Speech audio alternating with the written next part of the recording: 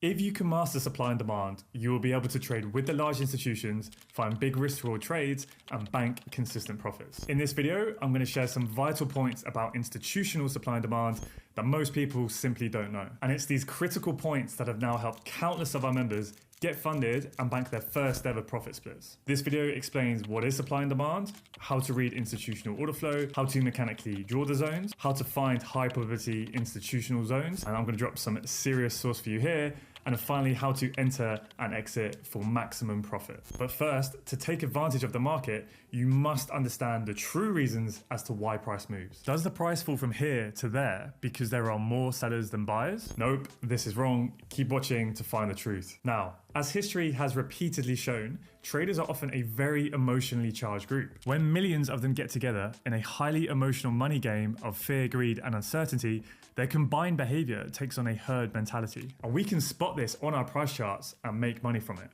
How? Well, you've got millions of market participants putting millions of orders through the market for a million different reasons.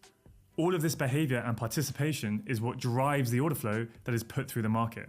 And that order flow is what prints price action on our charts, and that price action creates patterns. These patterns repeat themselves over and over, time and time again. And that allows us to make high probability forecasts of where price may move in the future. Because when those big institutions enter trades, they cannot hide their order flow.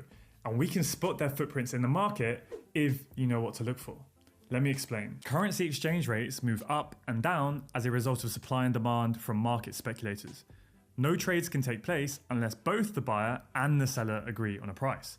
So this drives the price of currency pairs, where buyers bring with them demand for the pair, applying that upward pressure on prices, while sellers bring supply, applying downward pressure on prices. The market runs like a continuous auction throughout the day, with buyers and sellers competing with each other to get the best possible price. Now, in a perfect and free market, this would be quite a smooth and fair process, but in the financial markets, this is often a heavy manipulated process.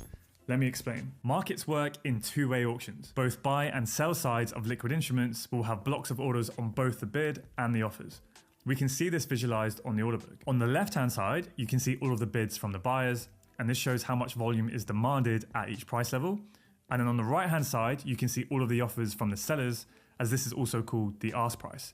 And this shows how much volume is supplied at each price level. And the more volume that there is at each price level, the more liquid the market is. Think of it like an auction house or eBay, where if you are the buyer, then you are making bids for it. And if you are the seller, it's the price you're offering it or the price you're asking for someone to pay for it. Now remember, a trade can only take place if both the buyer and the seller agree on a price. So to execute an order, it must be